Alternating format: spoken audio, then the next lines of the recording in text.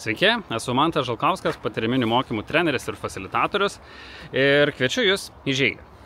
Mano praktikoje žygiai turi labai daug skirtingų formų. Tai gali būti labai paprasti patyrimai, kurie nereikalauja stipriai lipti per save, o lygiai taip pat tai gali būti ir sunkus fiziniai išbandymai, kuriuose žmonės, iš tikrųjų, lipa per save fiziškai, pavargsta ir tiek žinių.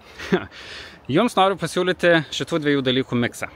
Tai yra žygį tiesia linija ir jo metu turėsime keliauti, kaip ir skamba, tiesia linija, tol, kol sustosim. Tikslas, metodinis tikslas šito žygio bus pamatyti, kaip mes realiai veikiame, kaip komanda, kaip grupė, kaip priimame sprendimus didelio neapibrėžtumo situacijose, kuomet reikia derintis tarpusavio lūkesčius, derintis pajėgumą, gebėjimus, tempą, iš vis norus, nes tikėtina, kad ne visi norėsite vienodai lipti, bristi, brautis per tas kliūtis, kurias mes sutiksime.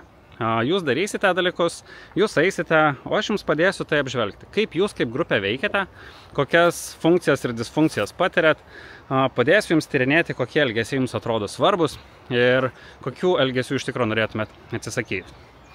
Tai pats žygis jisai bus gražus derinys tiek praktinio fizinio patyrimo, kuris tikėtina bus nelengvas, ir refleksijos, gebėjimo apžvelgti to, kas vyksta, lyderystės, komandiškumo, bendradarbiavimo kaip reiškinių ir patyrinėti, kaip mes realiai tame veikiame.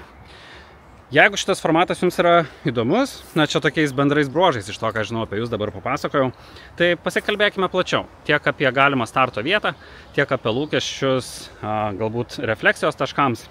Ir tikiuosi, kad susitiksime. Iki.